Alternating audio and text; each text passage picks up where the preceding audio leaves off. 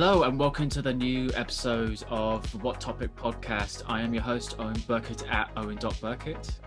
And your other host, Josh Deakin at Mr. Josh Deakin. And So and the cool thing is that I've just bought a new microphone, so it's going to be sounding very stylish and very sexy. So, oh yeah, sexy, Mr. Sexy with the P's and the P's and the Q's. my shit is made out of gold now. So literally, you might hear the difference in my microphone as well. I'm still using my AirPods, which obviously Owen isn't. He's using a proper pair of over-the-ear cans at the minute. But I'm using a lapel mic this time, so it should sound a little bit more proper tone-y. Because obviously the AirPods do sound a little bit like a little bit robotic, a little bit sometimes. But that's not the only thing that's changed about our setup. Of course, you've got a brand new microphone, right? Yeah, the Rode NT USB mic. So I've been looking forward to this one, and I finally got on a sale on the Cyber Monday. So it was down like about 30 quid from 160, I think. Oh wow! Oh, shame I didn't think about getting it at that point. To be fair, I don't need a microphone, generally speaking, as quickly as probably you do. If you want a good website that is not Amazon, because I've been avoiding at all. Pay your taxes. Exactly. Like it's called scan.co.uk. So I've heard of Scan. I don't know if they still got the sale on, but yeah, that's worth looking, I guess. That's how I found mine, because everywhere else they were either selling about 140 quid or about 150 or full price. So I was like, ah, damn it, and then try to find it, and then I was like, this seems legit. So yeah, just finally came. So I bought it on Monday, and then it came in today. So yeah. Oh, fantastic. So yeah, I'd say of course as well. One of the things that we did last episode was actually move away from using Anchor's built-in mic recording podcasting system, because you may have noticed over a few episodes we have had where they've gone a little bit longer stream. There sometimes is a crossover with our conversation, and it's not because we're talking over each other, which we do sometimes do, but we avoid crosstalk as much as we can possibly do. It's not to the point where you do notice that it's very weird that there's a huge pause gap, because we're letting the other person talk, and then the person's finishing their sentence, and then the person is trying to jump in to continue that or whatever. And it was very odd. So we had to find alternative like other means to record it. So we tried it on, what would we use last week? So last week we used Microsoft Teams, because I mean, to be fair, Microsoft Teams wasn't terrible, but I think it did compress us a little bit from what I could tell. Right. Yeah. And I feel like from what we've just done some test recordings before this, we're using Zoom this week, which surprisingly is how I've done the Get the Shot podcast. Well, that was in season 1 still, early on in the year. Yeah, I think it's usually the one that everyone seems to use. Like if they want to use either the audio or both the audio and the video. So yeah, I think from going forward, I think we're just probably going to use Zoom because it's just easier that way. So yeah, we seem to have the least problems to instigate with. So I mean, at the moment, right now, it's allowing us to still see each other, which is nice, because when we're recording, it's nice to have that familiar touch of like being able to use expressive movements while we're talking to each other. Yeah. So you guys don't hear this when you're listening to us on the podcast, but it means that we can actually have a conversing conversation that feels a little bit more natural, doesn't it? Mm-hmm. Yeah, and it's just like, when we know when somebody else is about to talk, when they go like that, and then just to let the person. But no, it's definitely I think it's a better way of doing the podcast and just having a conversation, and it'll just also be good with like when we have our next guest on, whoever that will be. At least it will feel more like, rather than just looking at a computer screen and just having sounds in your ears, like it feels a lot more like an actual homely like conversation or friendly conversation, rather than just something that's isolating, I suppose. Yeah, it's something that I think really does help a lot in recordings, because there's just no. It's weird because like you can talk to somebody all day, and then you turn on the webcam and like you both feel instantly a bit more connected. And obviously during these difficult times, it's actually very helpful to just be able to go, okay, I can see you. I can see your expression, how you're feeling and talking about this stuff. Also helps as well when we both want to like, swap around chatting. Like, so like if I've been talking for maybe a bit too long, like I can see you're ready to talk. I don't have to like guess that you're going to next want to make a conversation. And that's where sometimes crosstalk gets us a bit too crossed over. And then obviously you've got the latency problem, which it's a typical problem probably with the whole recording with Anchor. So nothing against the Anchor kit. The Anchor kit does a good job. Does a good job for us. It's all the but I'll say we're going to move very swiftly on to our very first topic today, which you probably already guessed. It's the tanned blonde twat that is Donald Trump, of course, up in the United States of America. Well, it'll be make America great again, but in Biden's words, and it'll actually happen properly now because of all the good stuff that's come out this week and the weird stuff too. So, do you want to take the floor? So the latest thing that is going to be going around is that there's a possibility that Trump may not just pardon his children and Rudy Giuliani, but also himself. Now they're figuring out whether that's actually possible. I've heard like arguments that it can and can't happen. And the reason people are talking about this is because he is being investigated for numerous sexual assault allegations and also fraudulent business practices and amongst other things that he's involved with. So why that is an issue? Well, if he does pardon himself, then nobody can go after him. Like they won't be able to accuse him or bring him to trial or anything like that. So it's just like if he does that, then it's just like all the things that we hope that would happen just won't happen. And that's the thing, isn't it? Like we don't want any more Trumpism, as I think a lot of people have affectionately named him. It's like there's all sorts of names for different things, like Blairites back when Blair was in prime minister role back in the day. You got all these nicknames for different things, and Trumpism is a very, in my opinion, it's very much a disease of things. Because like if you're stupid enough to believe anything that comes out of Trump's mouth, then you'll believe that that aliens have come down from the heavens, more times than you can believe. All these silly things. Like I'm not saying that I don't believe in aliens or anything like that. That's not this conversation. But as an example, you could believe that Trump had probably stuck a butt plug up his arse, and people would be like, oh, okay. They'd be oblivious. No, and the problem is like the Trump supporters support QAnon, and if you don't know who QAnon is, I think it's only just came over to the UK recently. QAnon is a major conspiracy theory group. They're the ones who started that. That apparently the Democrats are child murdering that sacrifice children who drink the blood to remain youthful or something like that, and then they're also such a load of bullshit. A bunch of pedophiles. Yeah, it's just bullshit. And but the problem is that they brought this up to Trump in one of the debates. I think it was the last one, and he was like, well, if I can help to make America safe again, then I'm all here to support it. And it's like, wow, okay, like if literally are you really trying to think that you're doing anything great for America? He does like this whole thing where if he gets told, like another example was the David Duke. God, yeah. And for those who don't know who David Duke is, he was once the Grand High Wizard of the Ku Klux Klan, and he was there during the 2017 Charlotte protests that happened.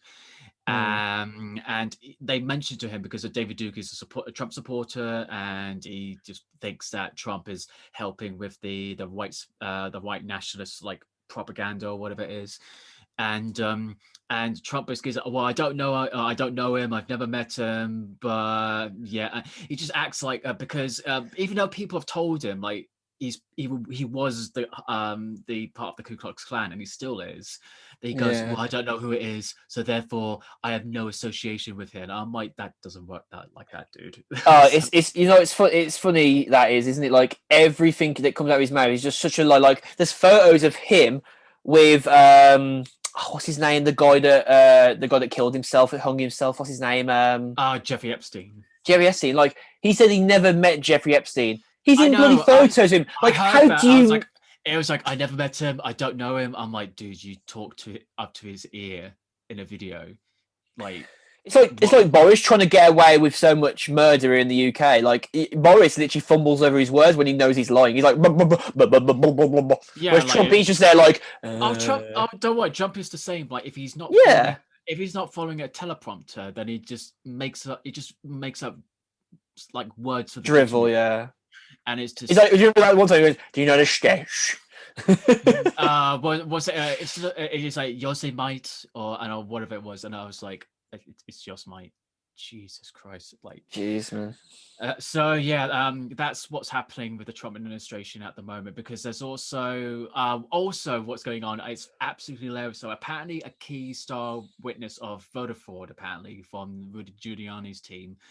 I cannot remember the life of who the name was, but she is blonde hair with glasses, and she is making the rounds where people are impersonating her because she is just a laughing stock. Like, he's basically saying like, say, "Oh, do you guys know what's going on?" Like that. She thinks that she's got them right in the she's got them right in the balls. She goes, "Well, do you know what's going on?" Like, she's acting like it's like acting so confident, right? She's acting like one of those. She's acting like one of those game shows in America, like where they have to answer the question and they're just there like, I know the answer, and then what they blurt out is just like utter bullshit, and everyone's just like, the fuck. That sounds like her. Well, it just sounds like she's acting like she's so she's like the star, like she's got the spotlight on her, and she's acting like she's got a really good comeback to the representatives at the hearing, but she's a moron. And I'm watching her, I'm like going, okay, whatever. So yeah, at the moment, like they're still trying to say that there's voter fraud, even though Arizona, Wisconsin. Yeah, they just declared that there was no voter fraud at all. Which this is after like the second or third time they had to recount it because of like one time you try, second time, third time's a charm. Well, third time was not a charm, so like by definition, you should just stop trying. Yeah, and but it's just he made that 40-minute speech saying that. That 40 minutes. I only got through the first minute before I had to rage quit. Oh, I watched it all the way through, and I was. Oh man, you got more balls than I have to watch that, man. I was just like, he was just like doing the usual thing, like, just see, here we are, like, see the chart. We were doing so. He's sounding more professional than he ever has, you know. And he was like saying, and then at 3:00, just out of nowhere, Biden. The one thing that I took away from what he said, though, what I watched, he was saying, he says, this is the biggest voter fraud in American history. I'm like, no, there's been much worse voter fraud than that. Get off your soapbox. And secondly, sorry, I don't mean to put in. Secondly, because this really grinds my fucking gears with this man, is the way he's just like, there's no way that I can lose, you know, there's no way that this, that, and the other, blah, blah, blah. And it's just like, it's all been like fought against me. And the fact that like election day is no longer election day, it's election week, election month. I'm like, well, you're the one who's causing more votes to be checked again, mate. You're the one who's making it go, you're stringing the process out. It's like me saying to you that like, if I push you over, but then you saying, well, you're in the way, so I had to push you. Like, that's the only reason you've got hurt is because that, like, and he's like, you know, this, that, and the other. Like, I know we have it very different in the UK. Like, we find out the vote the next day, what the result is. Like, we wake up to the result if we haven't stayed up overnight, you know. And, like, we have it, like, really quickly. And that's because we're a smaller country. When you put England, Scotland, Northern Ireland, and Wales all together, we are a very small nation. As compared, like, you stick us down on one of the states in America, I bet you we're not that much bigger than, like, Washington and New York together, if anything. Maybe a little bit more states, I don't know. We're the same size as New York State. That's pretty much. There you go. Probably less people, but we're pretty much that size in comparison. It's the fact is that he is so insistent, like that even Biden is transitioning, which thank God that's happening, but he's still not conceded, and I don't think he's going to concede until he's got no choice but to concede.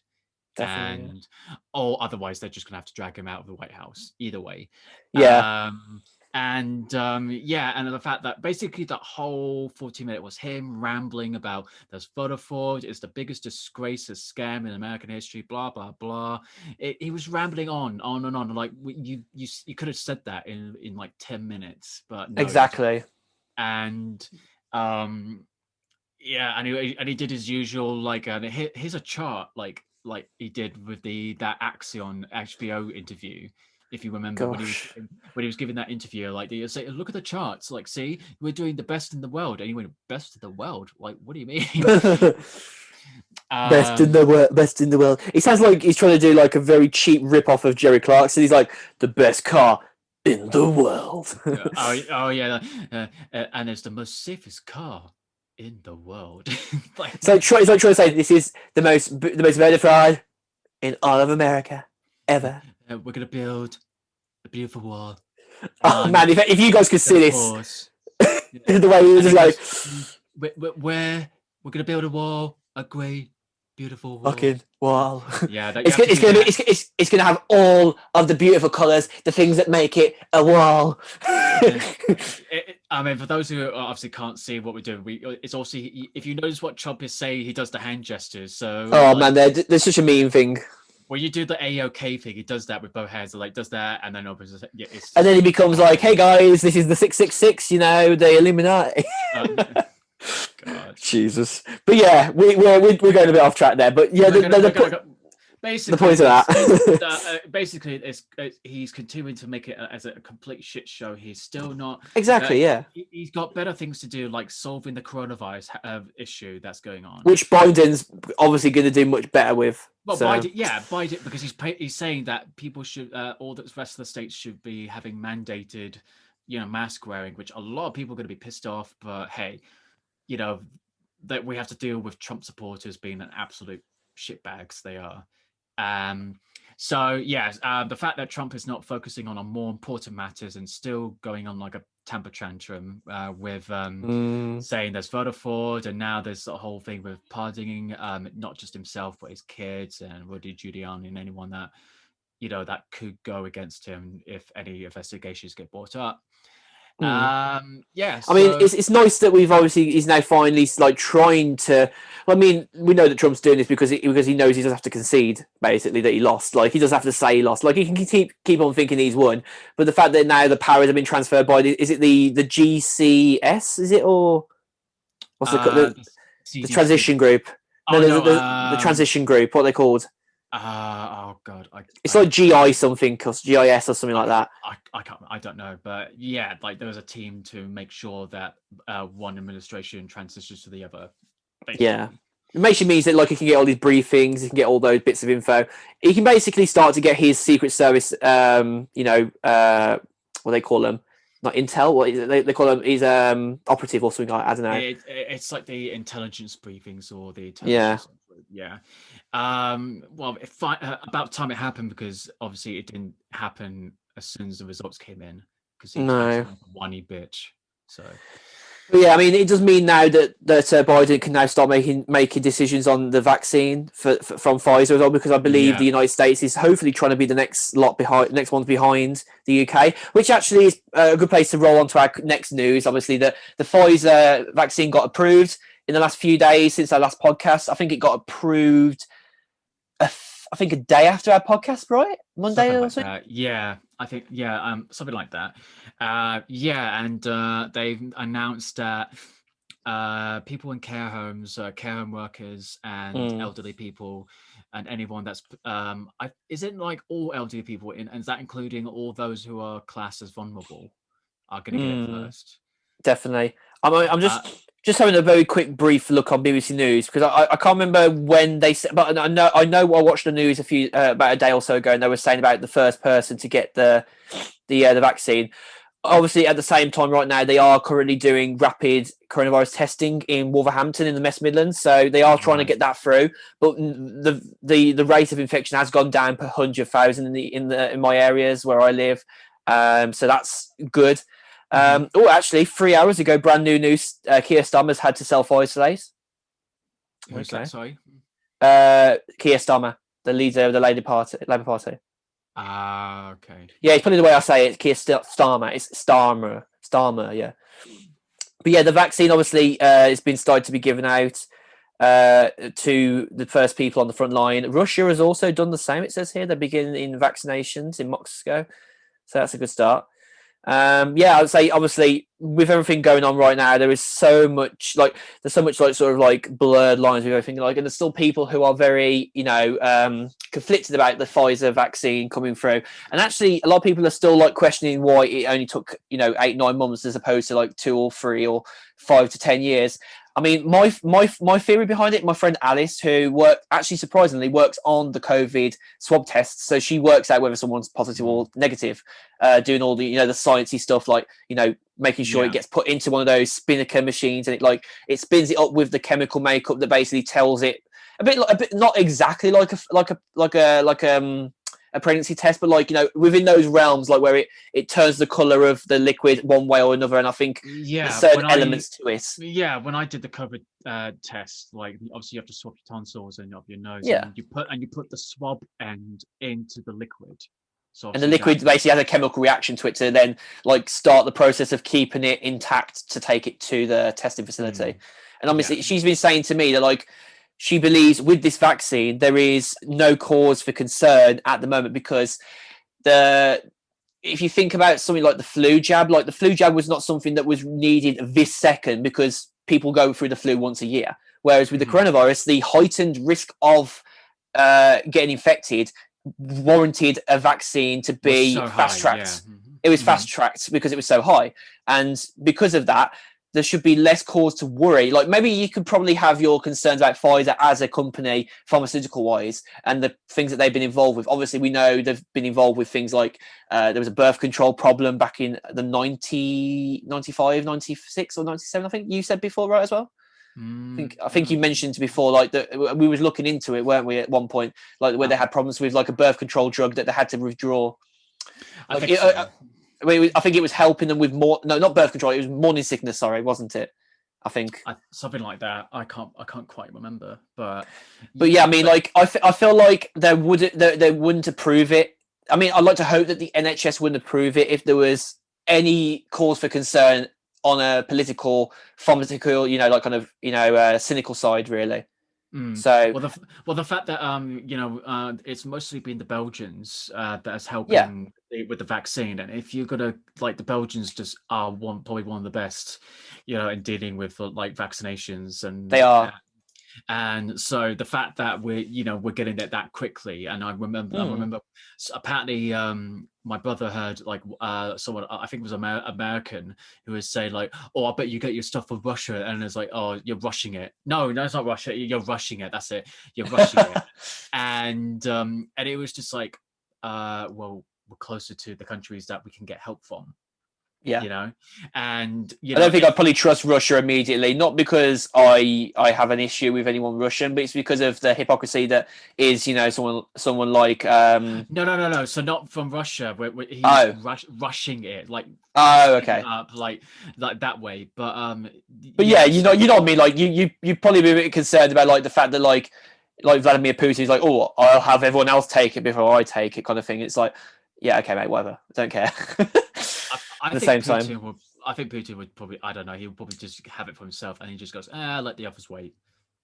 I think we spoke about it in one of the episodes, where he was saying he'd have to let his daughters take it before he takes it, or something like that. Pretty wise. I think the guy is just he can rot hell for I can care. But yeah, you were saying though, the fact of rushing, I'll say not to go down the rabbit hole of Russia shit, but I think the people are comfortable thinking that rushing the vaccine is more comfortable than the virus being the vaccine working or not, and obviously the rate of it working is high enough to give people good reason to be not skeptical, if anything, I think. And obviously everyone has their own opinion, don't get me wrong. I'll put my opinion out there. I will take the vaccine because I know I've had the flu jab before, and you're gonna feel maybe a little bit ill for a few days. It's the way that it kicks in. It's basically putting your body into Well, that's it, isn't it? It's like worst case scenario, like your body goes on red flag mode for like 5 minutes. It feels like for you, if it feels like 5 minutes for your body, but for you, it's like days, kind of thing. Yeah, So and I mean, same. I'm gonna be taking the vaccine once it becomes available. Yeah, I mean, the thing is, like, I think America is gonna take a lot longer for it to yeah. get it, like, because they don't. I don't think they have the same companies or the access to that we do. Oh, they're so littered And with pharmaceutical companies though, with their adverts and shit. That's like, I mean, that stuff always been pretty bad in America. But I think I probably won't be able to go back to America for at least another year or two. no, I even said to my friends that, once everything is like not just under control, but once it's But clear calmer. that, or at least calm, or at least it's actually safe to go out, Yeah. then I'll go back. Yeah. But right now it's just like there's no way in hell I'm gonna go back Not at all, no. at the state of it right now. So it's a bit of a shame that they're gonna have to wait a little bit longer than we are, but it is what it is. And if Trump sorted his shit out, Exactly. then he wouldn't be in this situation. But hey ho, it's what it is. What, as he would say, it is what it is. It is what it is. Yeah, so I mean, yeah, I mean, it gives us. I mean, it's like people shouldn't really jump into high hopes right now. I mean, it's still. It's good to be skeptical. It's. But I mean, don't let skepticism take you over. Well, the fact that you got people making conspiracy theories that they're saying that there's going to be a chip in the vaccine to track everyone. Even though I say to people, I'm like, yeah, just because we don't have any technology that can track us. Oh yeah, except for smartwatches, smartphones, like CCTV. I mean, even your fridge could track you if you really wanted to, like with the CCTV touchscreen on it. Yeah, and it was just the fact that if that actually happened, then these companies can be sued. Yeah, exactly. Although saying that, though, I mean, it does give you pause for concern. But I think only Pfizer are doing this. I'm not sure about all the other companies that are doing the vaccines or any other studies that are involved with the vaccines. They're looking to get like a pardon, so like they can't get in trouble if the vaccine doesn't go right, which I think is a little bit sketchy. That is, but not uncalled for. But that's the thing. That's the way that these vaccines, like, you have to like. It's different to each person basically, and you don't know how it's going to work with everyone. It's just I think this at least gives it a little bit more hope that there's a vaccine coming in the way, and we might get into like some sort of normalcy next year, like when exactly when that's going to happen. We can't say for sure. And, but obviously that'll probably be more spoken about as obviously time goes on, obviously, because if there's one thing that we can remember about this podcast was born within COVID time, so like it's going to be the center of a lot of conversation still until at least it is a bit of a distant memory. But we know for certain, like I think we maybe said it on the one of the episodes, or we said it just me and you chatting with friends or just ourselves, is that COVID's not going to ever go away. Like it's going to be somewhere in the background, at least once a year, probably in the future, if not maybe 2 years. Because when we was all at the start of this pandemic, we pretty much it was all in agreement that like stuff like this happens every 10 years. But this is a different type of 10-year decade event. We're all in this together. Well, the funny thing is that when Steven Soderbergh was doing the research, I think it was the director or the screenwriter, they were doing the research for the film Contagion, and one of the scientists actually said we're actually due for another pandemic. So either way, it's always China that's always causing it as well. Like I mean, I get why Trump hates China for that reason, but like it's not right to call it the China virus.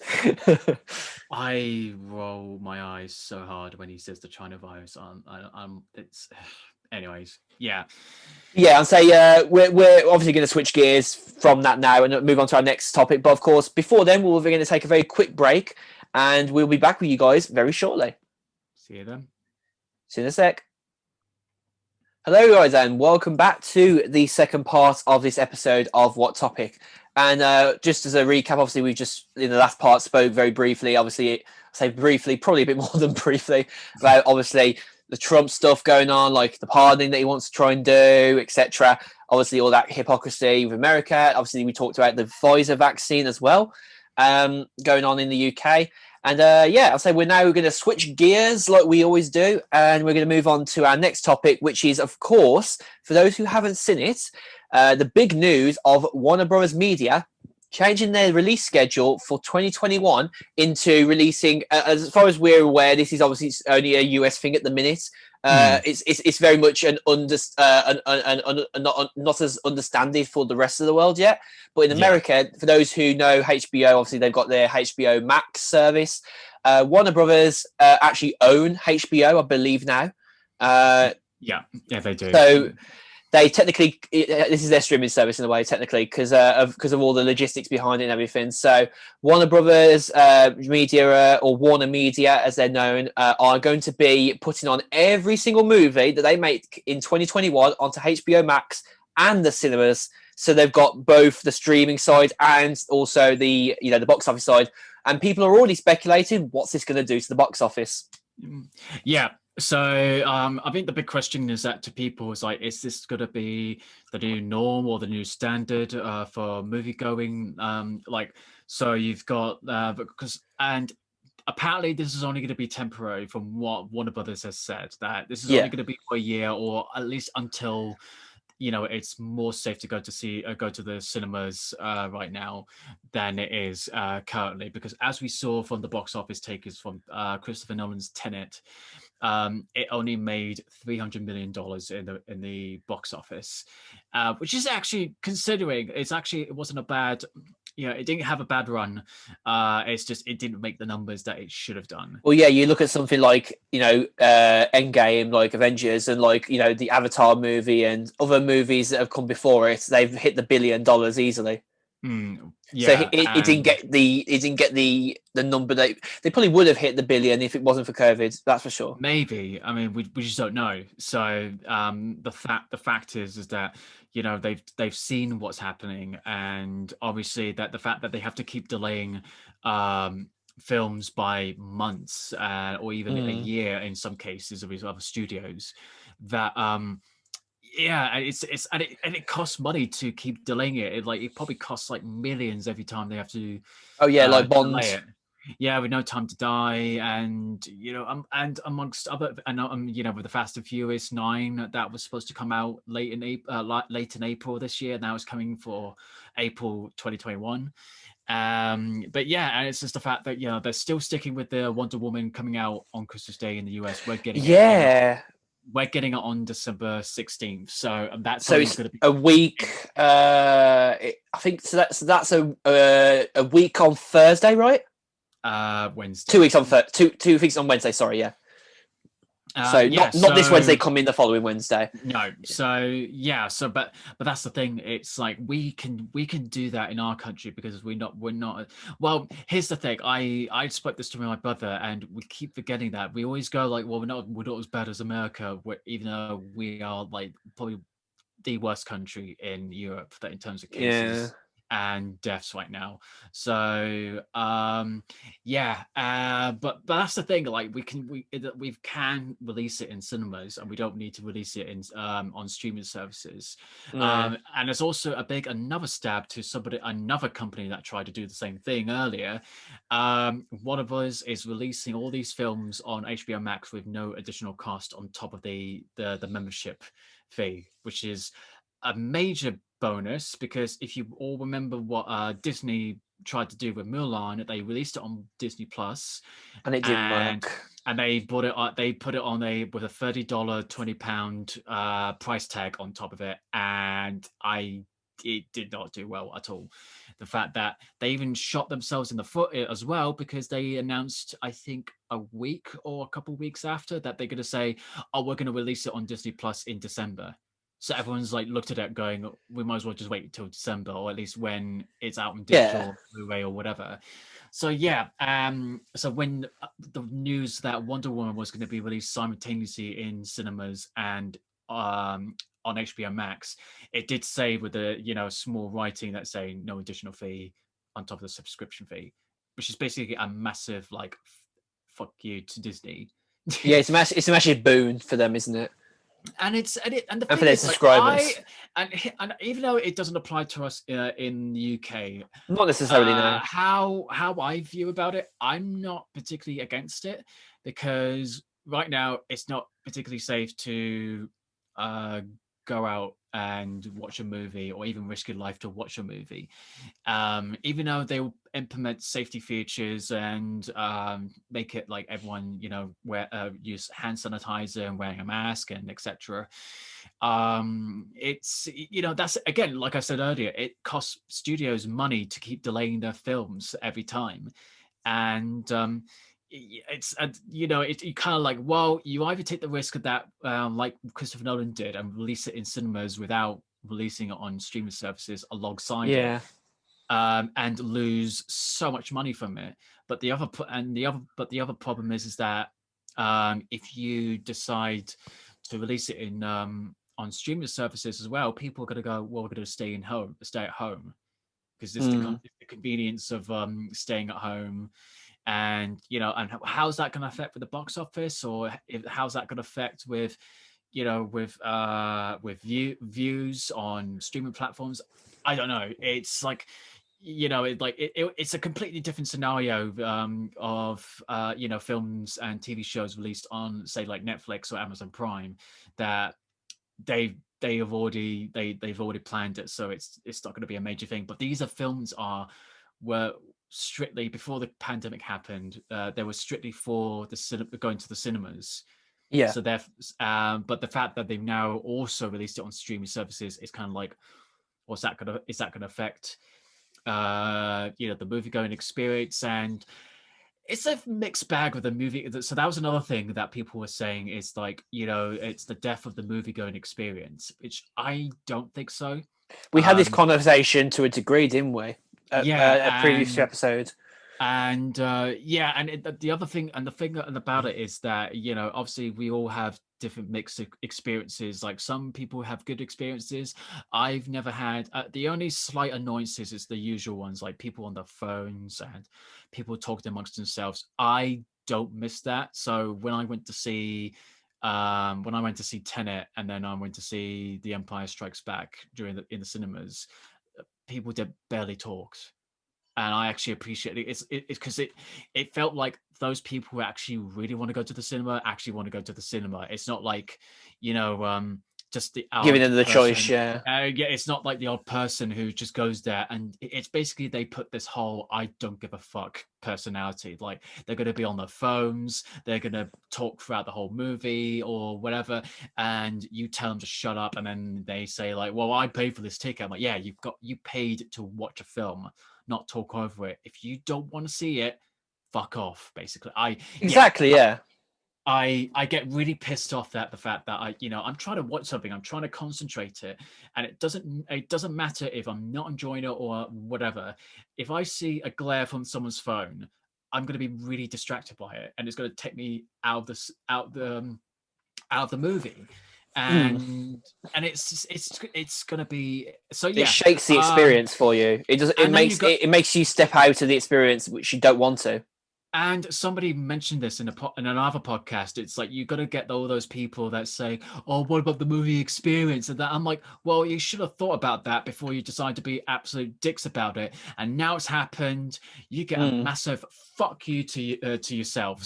So really, you ruined it by going out and spreading the exactly. coronavirus. And Yeah.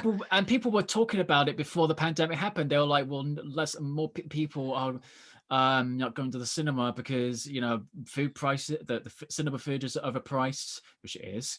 It And is, yeah. There's no doubt in that. I mean, you go to America, you probably spend like $20 on like a popcorn oh and a god, Coke. I mean, the fact is that I said to some of my friends, like, not even the big chains do, like, because over here in the UK, View and Odin, and I don't know if Cineworld does it, but they do like £5 a ticket, and it doesn't matter what day it is. It's £5 a ticket. Some places don't do that, because when I went to see Endgame in Salisbury, they didn't do it, but I luckily I had enough points to Oh yeah. got a free ticket, so I didn't have to pay it for it. But yeah, that's it. Before they decided to do that, it was literally 10 to 12 quid a pop. and it just got ridiculous. And then you got like, you know, because they're families, obviously kids. trying to recover the cost, obviously, of the ticket. Sorry, for the film that they have to purchase. Because obviously, people don't probably realize this, but cinema. The reason why cinemas charge you so much is because it costs so much for the license to run the film. Well, yeah, and you know they need to make up for it, but then they realize, oh, well, if we make it £5 any day of the week, then that's going to get more people in. Like, oh yeah, you know, I can spend £5 on a cinema ticket or whatever it is, And then I might be more inclined to buy some popcorn and drinks, and then I'll spend about yeah. 10 or 15 quid then. Even though I never buy cinema, I never. It's not like I never buy. I rarely buy cinema food, just because. To be fair, the only reason I buy cinema food is because I like popcorn, and popcorn's always pretty decent at the cinema. Nice and warm. It's got a good taste to it, and I don't mind having a carbonated drink. You know, like you can get a decently large drink for the price, unless you go Showcase, and Showcase is an absolute rip-off. Well, unfortunately, like I've heard like from friends and obviously stories online. You know, the ins and outs of like working at a cinema and you know certain things. Like you know, the sodas that they use is basically they keep reusing it, even though even it gets flat. Yeah, it's pretty shit. It's a bit like there's some. I know. Showcase was was not acquitted of that, but like they got away with it, kind of thing, for years. Going slightly off subject, but I just thought of a story that is so funny that when one of my friends used to work at the cinema back in 2007, and they just got the reel for Transformers, like the first Transformers film, and he was in charge of getting it from the delivery to the screening room. He chipped over. Oh no! And he was like, "Oh my god!" So he tried to, you know, put it back in, and then gave it to it, and then I think one of the supervisors or them, and he went like, "Who dropped the reel?" And he went, "Yeah, who dropped that?" So, I just thought it was so funny that he went, "I probably caused a." You know, major accident at the cinema. I was like, "What'd you do?" And he was like, "Yeah, I dropped the reel for Transformers." But anyway, I just thought it was funny. It just made me. Yeah, I know what you mean. It's mad that though, isn't it?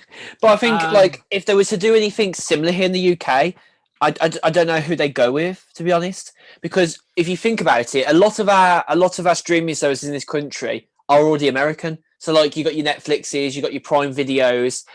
But then I don't know who else they would release it with here in the UK. They wouldn't release it on BritBox because that just isn't a viable option. The BBC wouldn't have the movies because that would not benefit them at all. Like unless there would be the BBC collaborated projects. I know BBC do their own film stuff as well. They have that. Well, the thing is that it probably would go. Well, I mean, I talked about this with my brother. They were we had a conversation with. How they're going to release Zack Snyder's Justice League because that's going to come out on HBO Max, and obviously that's Warner Brothers as well. So we were thinking like, where's it going to come out? And I said it's going to come out on Sky. And the reason I say that is it's that's where you can watch HBO shows. Yes, Sky Atlantic, of course. So yeah, good thinking there, mate. I forgot that one. You know, to be fair. So when I Hate Susie came out on Sky, it then came out on HBO Max. Although saying that, if you think about it, HBO now being owned by Warner Brothers is a bit of a weird loop because Sky is technically owned by Disney now, right? Is it?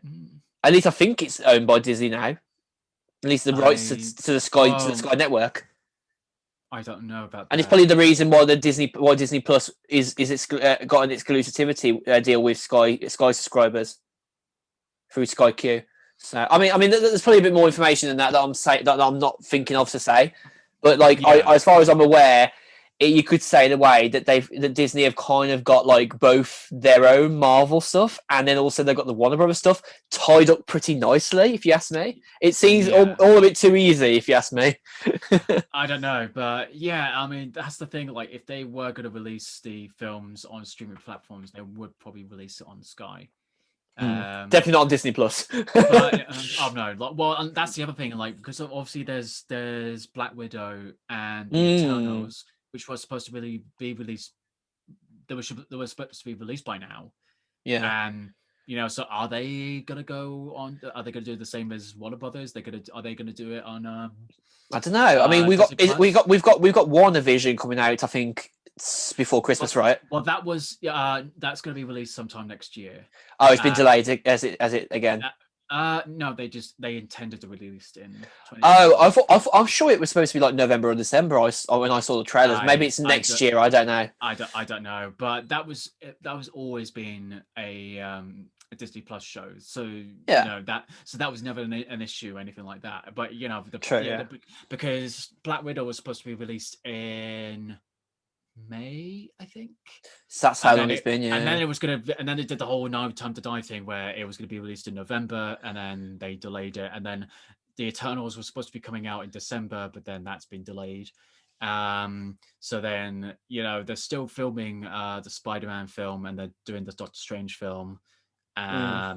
So is it probably Tom Holland's last Spider-Man film, right, that he's doing, or is he doing any more? I don't know. Well, it could be a thing where he's done all the 3 solo films, and then God knows, like he's having his own like sort of Captain America arc or something like that. He might do a Robert Downey Jr. So Robert Downey Jr. was only meant to do 3 solo Iron Man films, and then anything after that is just he's pretty much like the icon. Like if you think about him, when I think of the MCU, I think of either Iron Man or I think of Captain America. I'm more of a Captain America fan. I quite like America. I like Robert Downey Jr. as a actor and as a person, but the persona he has with Iron Man kind of wrongs me a little bit. I don't really enjoy Iron Man's very off-putting, off-standing sort of nature, like when he can't have his own way kind of thing. Like it's like it's not for me. He's stuck up personality. Yeah, and I think with Captain America, Steve Rogers, you've got like a very passionate, like, not saying that Iron Man hasn't had his moments, but you have more like moments with Captain America, like with his very sort of like passionate feelings and like his very human, sort of side, and it really helps a lot. Yeah. So, like, I mean, obviously, to go back to talking about obviously Warner and everything like that, I think in general it's very exciting as a prospect. 1 second. So I mean, it's go back to the whole streaming services thing. It's a bit of a mixed bag, but I'm perfectly fine with it because the situation in America is really shit right now. So it's like, because people don't feel safe to go to the cinema. So it at least gives them an option. And also the thing is, it's not like once they're on HBO Max, they stay on HBO Max. That's not the case. They stay there for about a month, and it's basically like you've got a month to watch this, and if you don't watch it in time, then tough shit. Basically, it's a little bit less forceful, like unlike the Mulan one. You either watch it now and pay, or you wait. Whereas you've got to use that time to watch it rather than wait for a specific time. Like you've got points throughout the year.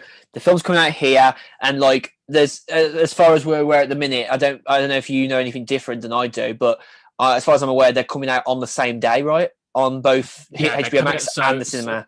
So as soon as they come out in cinemas, they are coming out on HBO Max on the same day. So like the only advantage you'd have is if you was a very hardcore person and wanted to watch it at midnight, you could typically sit up until midnight and watch it on the streaming service at midnight.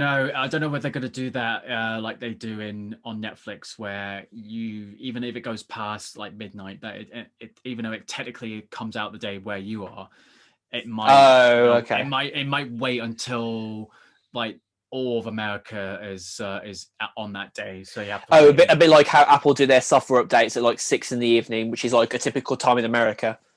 Yeah, basically.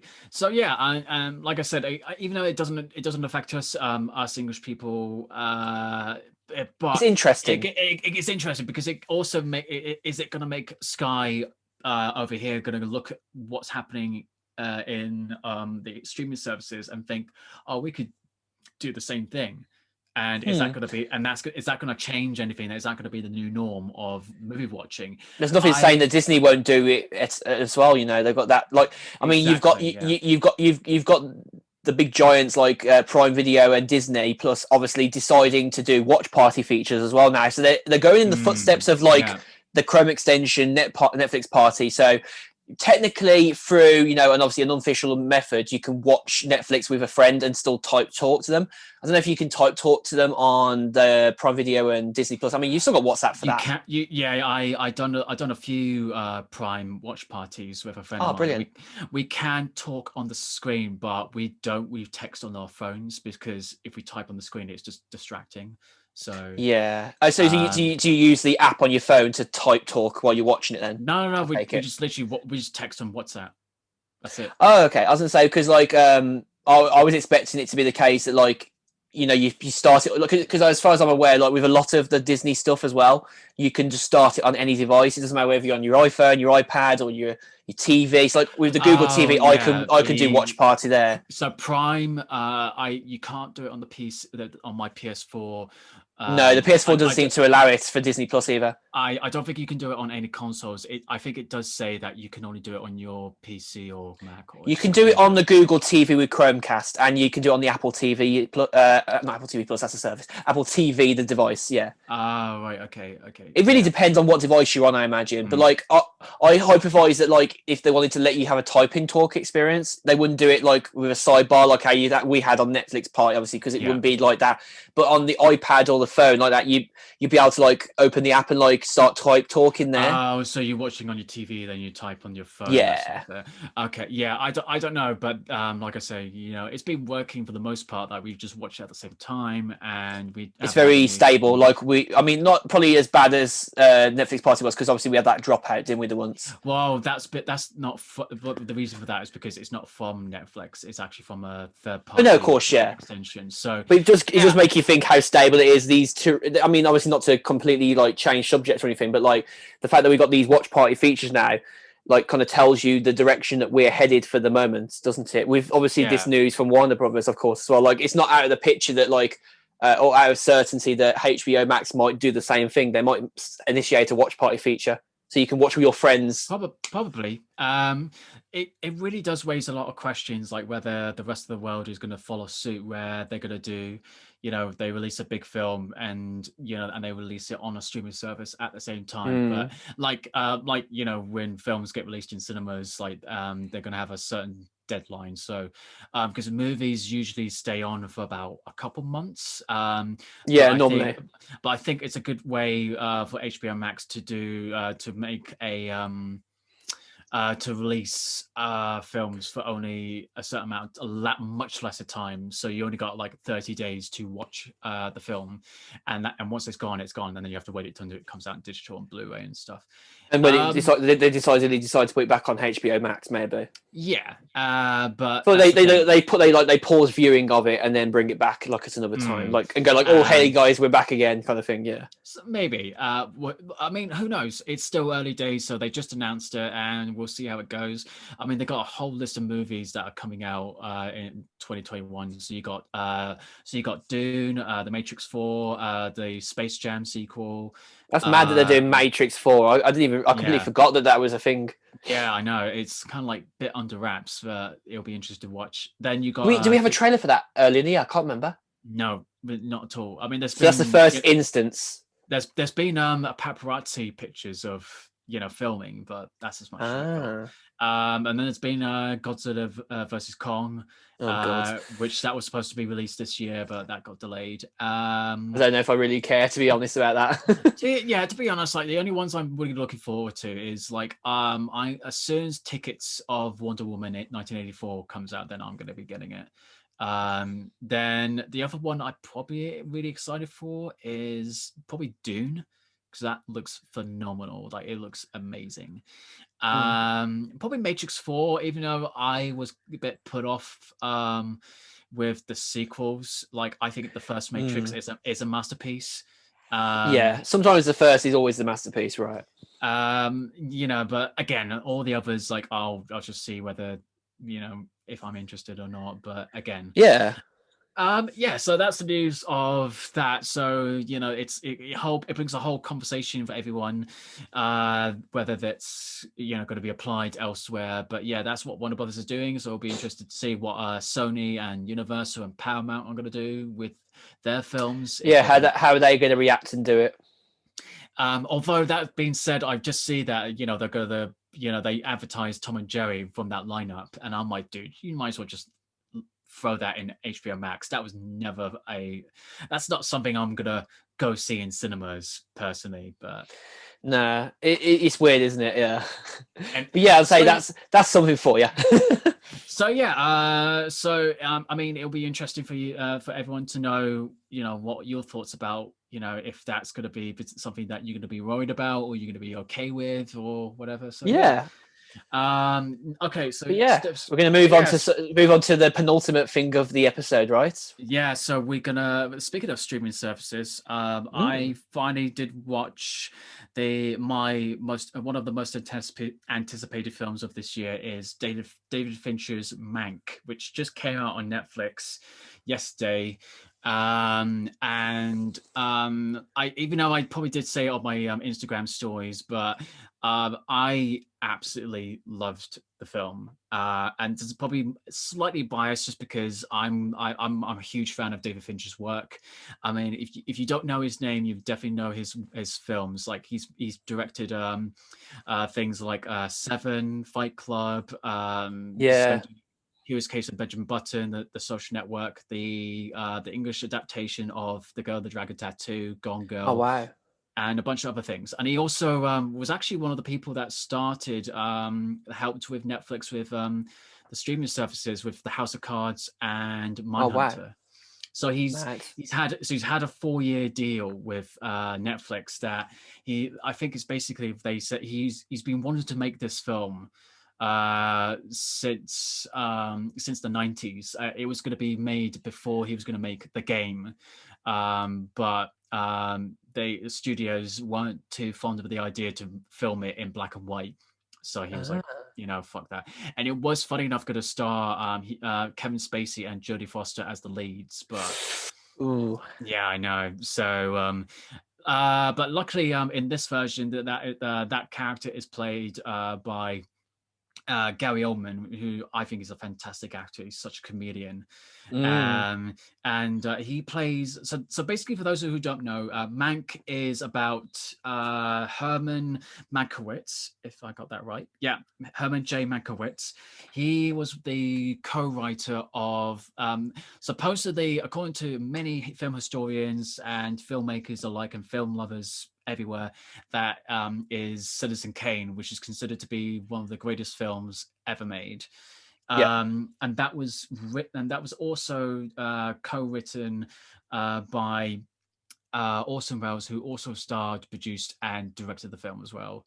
So that was a big thing at the time, and also the fact that Orson Welles was 24 at the time when he made that film.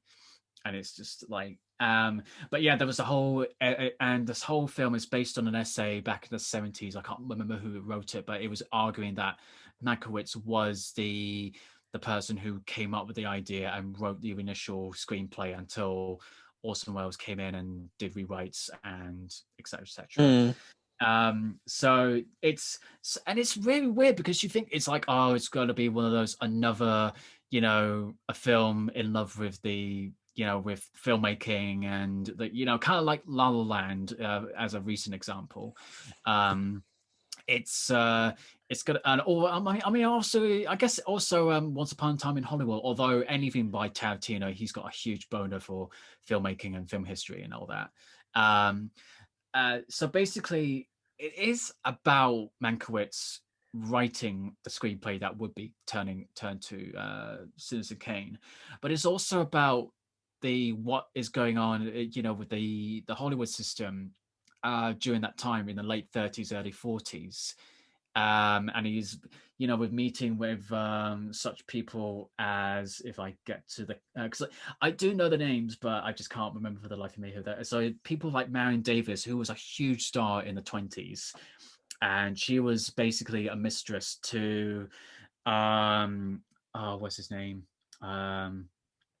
William Randolph Hearst. So he was at the time a huge media mogul of the newspapers and everything. Like, he was basically like the who's the guy who owns Fox? Like, you caught me off guard there. It's I watched a series that he was in it. It's an Australian. Oh God. It's Um, that is gonna really really annoy me because the okay, I'll type in the yeah, I'll type in the series that it's named at. So, Rupert Murdoch. That's it. I was like Murdoch, something like Murdoch. Yeah. So I was gonna say. he was kind of like the 1930s, 40s equivalent of Rupert Murdoch. Like he was a major media mogul. That person, and he was played by Charles Dance in the film. And Amanda Seyfried, who plays Marion Davis, and then you have Lily Collins, who plays Mankiewicz's secretary, and amongst other characters that in the movie. That if you're really into your film history, you will recognize certain people, such as Louis B. Mayer, who was head of MGM at the time, and then you got Mac's brother Joseph L. Mankiewicz, who was a very successful filmmaker at the time. Yeah, and obviously and then you also got Tom Burke as Orson Welles.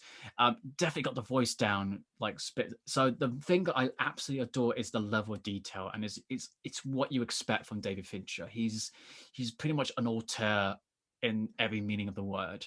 Oh yeah. You see with because the fact they shot on an 8K red camera, but they degraded the quality of it to match the sort of it's sort of like how he said it was like they wanted to treat it the way the film looked and sounded like. So the film was still in high quality, but it was like that sort of you burnt the letter to make it look old fashioned kind of style kind of thing. Yeah, they've added that detail back. They added details like with the adding like film grain and cigarette burns and even that's good. Excuse me. And even sound blips where they had to change the reels at the time. Brilliant! And it's like love, and even like when they're driving, and it looks like one of those like sort of back 1930s sort of backdrops. It's just the level of detail in the film is like when I was watching it, I was so hypnotized that they got it so perfectly. And even with the sound, it sort of sounded like literally how he said it was like it looked like they found this film in someone's basement or somewhere, and they went to restore it and everything, and that's how it looks and sounds. That's amazing. It's a phenomenal it's phenomenal, like the amount of detail that they've done with the visuals and the sound, and the cinematography looks like just absolutely gorgeous to look at. And all the actors do a phenomenal job. Like they just put the A game, as you expect from Gary Oldman and everyone else in the film. The score by Trent Reznor and Atticus Ross is like because we all heard the music when they did The Social Network, The Guy with the Dragon Tattoo, and even recently with Watchmen, they used like synthesizers and all that. They don't do it with this one. They use it as period accurate like instruments. Yeah. So it's very different to what they've done before, and it just shows like how very versatile they are. Like they're so talented, a very different style. It gives you a very different overall. What's the word? It gives the watcher a very different experience and feel. Like I guess you could kind of say that like if the film was done in completely modern colors and everything like that, and I think you'd ruin it. Maybe it would not be you ruin it. Maybe not ruin it, but like it would have that polished touch of the old day. Yeah, I just don't think it would have added it just being shot in black and white, because that's the thing, they actually shot it in monochrome. They didn't have they didn't have a color version available. That they had to light it and everything as it would look like in black and white. So it just adds a whole a level, like, and tried to make the special effects look like the time periods, like when they have cross dissolves and everything. Man, that old day, man. And the only thing I would say that would put off casual viewers from watching it is like if you are not into your film history or anything like that, they're going to mention names, and if you don't know who they are, then you're going to be bit out of So touch. there is that tiny bit of hesitant touch between, Once Upon a Time in Hollywood, where like you kind of need to know a bit about it before you watch it, because otherwise you Yeah. wouldn't get the punchlines, like the things in the movie that make the movie understandable and like fused and work from scene to scene. Yeah, it's like, if you don't know any of these people are, like they just name drop these people, then you're just not gonna you might struggle to follow along, or like who's who and this and You that. might as well But just walked in halfway through the film, and like it wouldn't have made a difference, kind of thing. no, and and it's just like, the story, how it jumps back and forth, with flashbacks and what's going on Interesting. currently and everything. It's like, yeah, it might, that's the thing, it might put off people, and I'm not saying it's for everyone, but for Well, I guess someone the who difference is that, like, not to obviously butt in again, obviously, like, but I think the difference that people will probably appreciate with this is that you don't have to go to the cinema to watch this, and this is where I think this movie has its uphill struggle. Not it doesn't have an uphill struggle like Once Upon a Time in Hollywood, because you had to go to the cinema to watch that. So you basically you're putting your money down to watch that film, and you don't, and maybe you go watch it and you don't end up enjoying it. You're like, well, you can't get that money back, can you? The same can't be really said about Netflix, but at the same time, you pay a flat fee every month, or if you pay, I mean, I've got a deal with because I bought my Google TV with Chromecast, and I bought the 60. I think it was for 80 quid. Like, you got a 6 months of Netflix included. But like, if you get like a gift card, even like that fulfills those months, just to enjoy it for what it is, you aren't really losing much, because you pay like how much for a ticket to go to the cinema sometimes now, like £10-12. it's like between like 5 to 10 quid wherever you did decide to watch it. And that's the other thing I just thought about. It's like the bar for entry is lower. It's like, that's another factor that people might just staying at home watching all these new films, is that like it's probably cheaper, like, because obviously if you've got a family, to watch a Disney film or whatever, Exactly. because obviously Soul was supposed to be released in cinemas, but then they suddenly announced that it's going to be exclusive to Disney Plus on Christmas Day. No additional cost, by the way, because they probably learned that mistake from Mulan. But what was that? yeah, A bit sweat on the collar.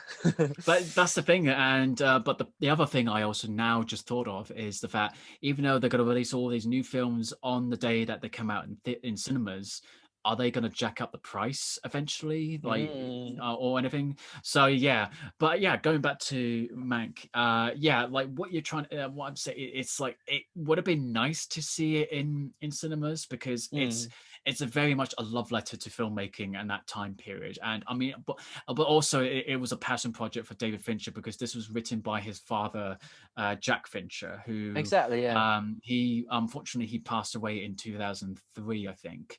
Yeah. So, but I think that's cool that he helped with Netflix do his deal with making House of Cards and Mindhunter, and then they kind of went, okay, you've done that for us, what can we do for you? And he just went, well, I want to make this film that I've been wanting to make since the 90s.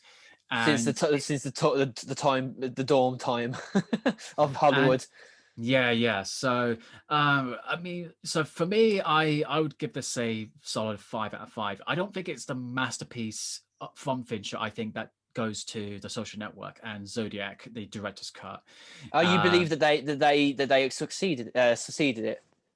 Do you think? That's the thing. Like, I know everybody's going to be different with this, because obviously, like I Yeah. said earlier, if you're not into your film history, or if you're not really into the love of filmmaking or the studio system, or just 1930s, 40s Hollywood at that time period, this might lose you on it. Like, you might appreciate on a surface level, but anything after that, you might You might lose interest. Yeah.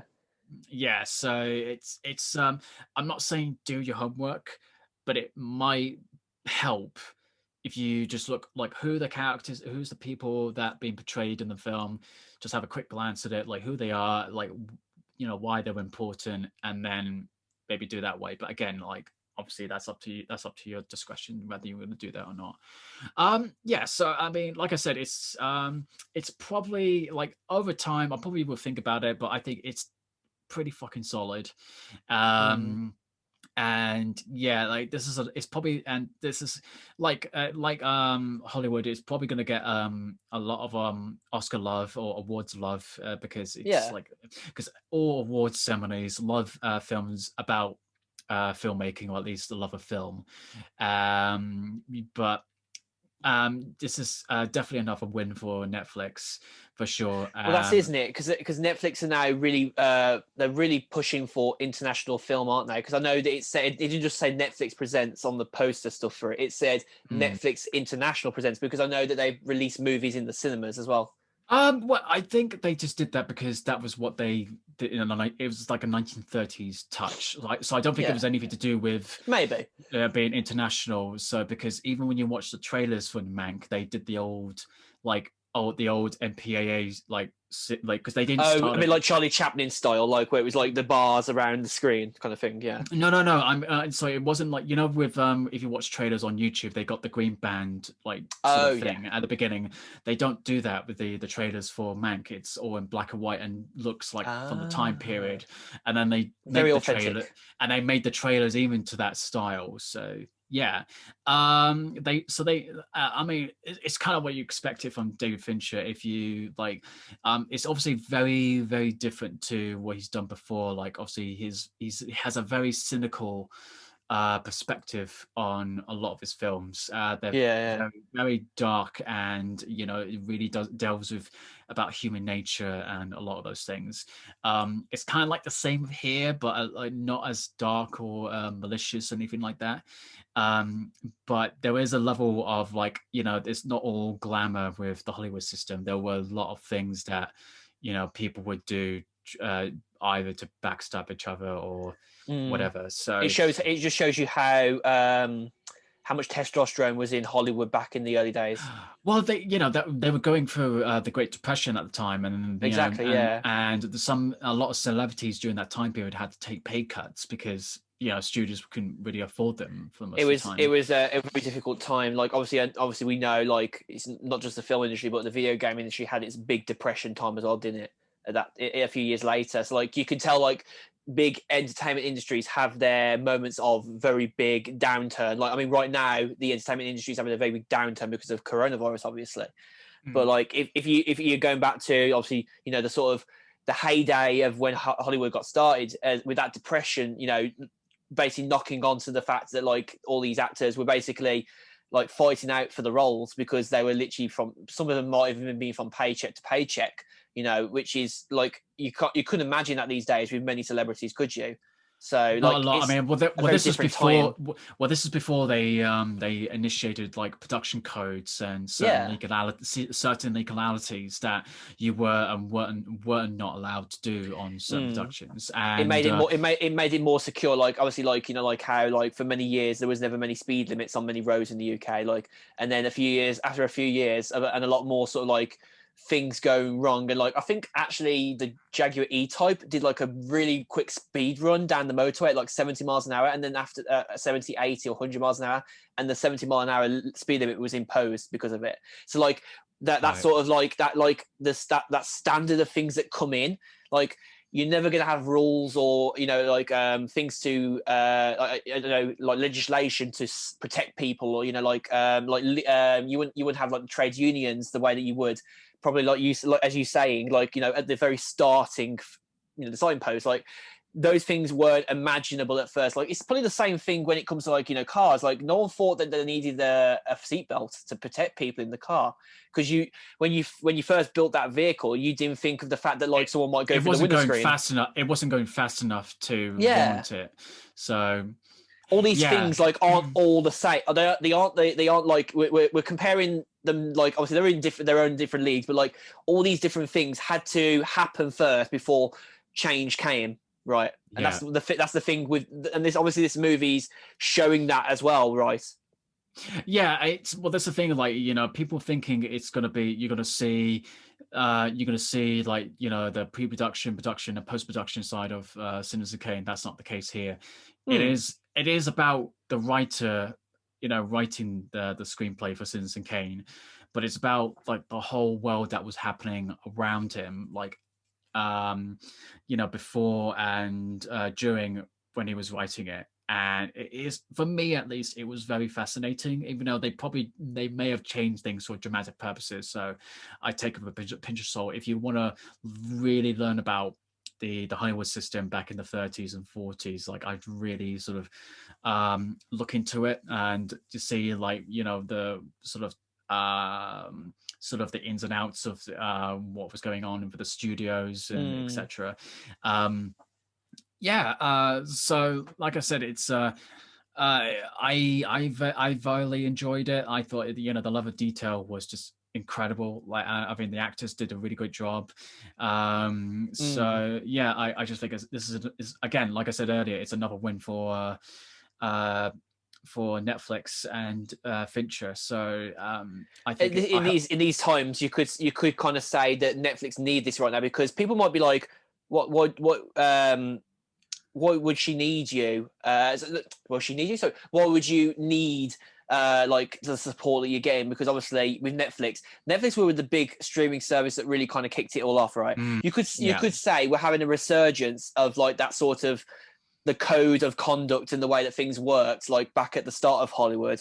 Now with the streaming service, like this is like the third iteration, really, you could say, of Hollywood online, with all the different streaming services trying to release big releases and try and make their mark on the industry. Yeah. And Netflix, obviously, you think wouldn't need to do that, but Netflix. The reason why Netflix is surviving is because they keep on being constant. Like, people are like, whoa, they've just released a new TV show last week. Where did they just pull that out of their butt? Like, well, they probably did. But that's the thing. They're actually like millions of dollars in debt.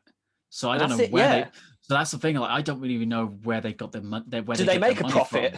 Like, that's the question. Like, it's like, do they make a profit from? Because obviously they released like all these films that get award nominations and wins, like films like Marriage Story, The Irishman, Roma, and now Mank. Like, how they may get nominated or at least win a few Oscars or BAFTAs or whatever.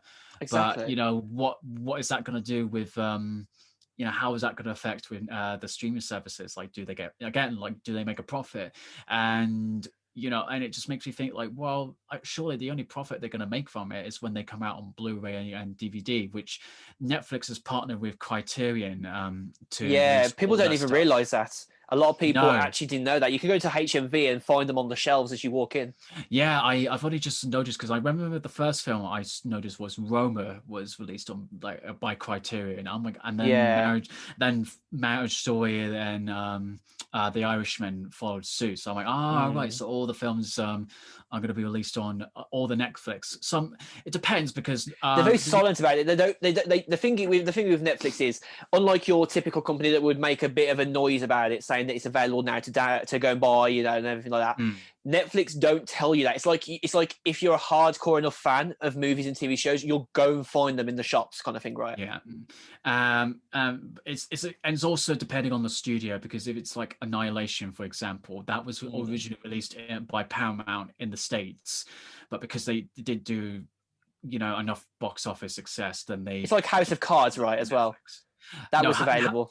Now House of Cards was always Netflix. So, but I mean, that was. I have seen that you can get the box sets. Yes, you can. So you can buy it, and it's the same with Daredevil and all the other Marvel properties have definitely had releases like that. Yeah, I think I saw Altered Carbon as well, but I might have been wrong. Probably not yet, but I wouldn't be surprised if I'm still to watch that show. I've heard so many good things about it, but I mean, I've just started on Netflix. If we're just on, obviously on that talking basis, I just started Van Helsing, even though it's only got 3 series. Like, it's only been like last year, I think, the last series. It's like mad. Yeah, it looks like a really good show though. So.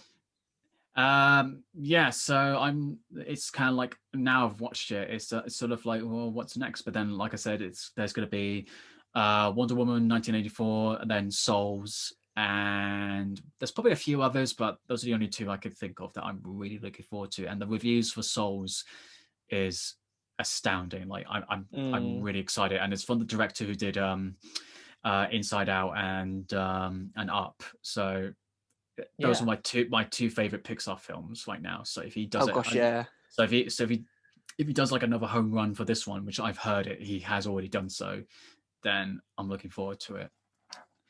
Oh yeah, honestly, it's going to be quite an interesting few months to happen. I'm definitely definitely thinking what's going to come out of it all, like obviously and everything that happens down the line, and all that sort of jazz. But yeah, I mean that's one for like the future, like more conversations about like where the streaming services are going with things. Like obviously this is the start of next year, we'll like sort of get a bit of an idea of how people are reacting to it in the States, maybe whether we're going to get an equivalent of that sort of thing over here.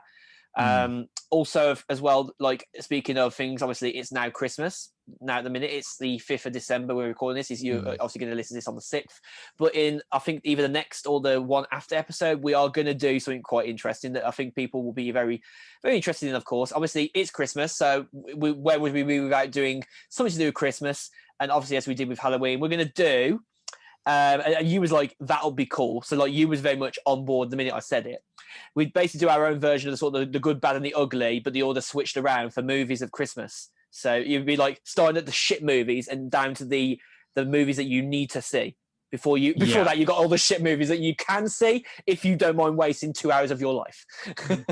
Yeah, no, and there's also another thing to keep the thing going. I'm also gonna do probably a poll for people to tell me which bad movie to watch as well. Yeah, so we should both watch a bad movie together, maybe if it's on Prime Video or something. Watch parts, like because there's oh my god, there's plenty of films that I've seen on Netflix. My mom sucks. Like, not that this is a criticism against my mom, but I think all moms and dads and anyone who's in their 40s and 50s end up watching the most cringe fest of Christmas movies. I mean, I get sucked in by like one or two of them because like I like a good romance story, like a happy ever after story, which is like modern day version, and like they're just doing all sorts of things like the Royal Princess and the Princess Pea, or I don't know, whatever movies that are like those names. I think there's like one called the Royal Christmas or something like that I've watched a few times. There's a series of they're movies, a bit cringe. There's like the Royal Princess or something, and then there's the sequel to the Royal Christmas or something like that. Yeah. I saw the sequel and I'm like, this is garbage. I think there's one of them that's got like a mythical place in between like one of the European countries called Moldova. It's called in the film. I can't remember which name of the film that was, but like the lady that is like the sort of the outsider becoming into the family. She's basically like a writer, like a reviewer writer thing, and she's still allowed to do it. She's a blogger, yeah. Yeah. Like, I know what you're talking about, and there was that sequel where she's giving a baby, like the royal baby or something like that. I mean, those movies like were a bit cringe, but like I could get behind them because they weren't like completely to the point where like they were literally daft as fuck. You know what I mean? No, I couldn't. Like this is like a Hallmark card. It's so shallow. Yeah, to be fair, the Hallmark movies are the ones that my mum apparently ends up watching. So like you're the opposite of her then for liking that. But then again, like speaking, with me, that I see all types of films, like good, bad, and everything else. So all the bits that come in between, yeah. So it's kind of like, well, why stop now? So yeah. But yeah, you got that to look forward to, very much so. So like I'm probably going to do on my Instagram story to say that I'm going to watch this movie or this movie. Make your choice, and then we'll just do it that way. So yeah. We might put like a few stories out on the What Topic Podcast Instagram, like a few polls, maybe like that we can get like a general consensus overall as well. Maybe see like some user generated ones of the like what's the shittest Christmas movie you've watched, and like see if we get like a few pop up and maybe like talk about them in specific detail. And and we actually might. I think I'm doing a few. There's two Christmas movies that always is always debatable. I'll put that up and see what people say a bit because it's interesting. And also see about the rivalry, yeah. And we'll also bring another guest on as well. So. Yeah, happy days. Yeah, for sure. So with all this stuff with coronavirus this year, guys, it's still not as bleak as we want it to be. I mean, we've had tough times this year, but we're going to make the most of Christmas. I mean, I'm starting to get into the Christmas spirit now. I'm feeling a little bit more Christmassy now. I know it's in the first week of December, but if I was being cynical still, I don't think I'd enjoy what I have left of this year. And like, it's getting better every day. Like, I feel better every day. And as we've said throughout the podcast, and as in general with our friends, like, you take every day as it comes at the minute. And you know what? The pain that's like on your heart is like lifting every day. Like, you get a bit more relaxed with things. Like I can go out now, I don't to feel like someone's like watching me down, like while I do a shoot. You know, like it's not that kind of problem now, like where I can go out and do photography shoots. Like you can go out and do work if you got work available now. Like you don't feel like you're being pressured to stay at home. No, it's like, I mean, like I said, I've like, I think it's not next week. Well, actually by the end of next week, I'll be going off to Reading for that COVID test, and then the Monday on the 14th, I'll be having a costume fitting for that. So it's kind of, so it's like, yeah, they so things are slowly getting back into the stream of things. I say, well, obviously we'll have to work out around that time whether we record 2 episodes. Obviously, this is more of a conversation between me and Owen, but like you guys can share in it for a minute. But like we might try and like record like maybe like 2 smaller episodes that we can release, one and then the other one after a week. So like obviously while you're off doing your, you know, your acting and stuff like that, you haven't got to worry about it. Like we can build up that stream. And then I think for those who care, like, you know, like at Christmas we'll probably take a small break, obviously, in the week of Christmas and come back probably either the week after or the start of the new year. We don't know. Somewhere in between, like from Christmas to New Year's. So we'll figure something out. Yeah, for sure. Definitely. But yeah, I think that's a very good place to say thank you very much for joining us for this epic episode, talking about quite a few different topics. I mean, we've gone from talking about Trump with his absolutely crazy shit going on with Rudy Giuliani and obviously his family of the Addams family, might as well call them that. And then obviously down to the very end, talking about Monk, of course, like it's really quite a diverse line that you've gone between, like from this end to that end. But yeah, I'll say we're happy that you joined us for the ride. Yeah, no, it's been good. Like we always try to make, even though there's a lot of shit going on around the world, we try to bring some sort of positivity into it and talk about things that people enjoy, you know, trying to recommend things and, you know, bring our input into certain things and, you know, just give it like a little sort of enjoyment, but also an interest of certain things that you may have probably not thought about. So yeah, I'll say we're very much there with you, like trying to like understand the world as it happens at the minute, like, you know, so like, you know, from you know Cineworld going crazy and obviously not going to close until the new year now, like, and to like, you know, the tier system stuff like that, having Lydia on last week talking about her modeling. I mean, that's another thing, actually. We're back a week after that episode still. So like we've managed to do 2 in 2 weeks. So with even everything going on Christmas wise, starting to get a bit busier again, it's been all right. I think we've been able to manage, and you know, we hope that you're managing okay too, listening on, like having a good time, obviously throughout what's going on right now. Yeah, for sure.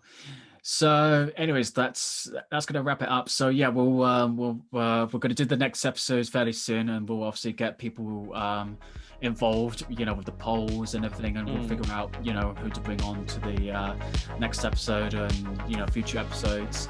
So yeah, so you can follow us on what topic podcast at What Topic Podcast, and you can follow us on Twitter and Instagram. So yeah, we've got our own things as well. Yeah. So be sure to give that a look out. So yeah, so you can follow me at Owen.Burkett, and you can follow Josh at Mr. Josh Deakin. All right, and so everyone stay safe, wear a mask, and we'll see you next time. Yes, see you next time, guys. Take care. Thank you, and bye-bye. See you then.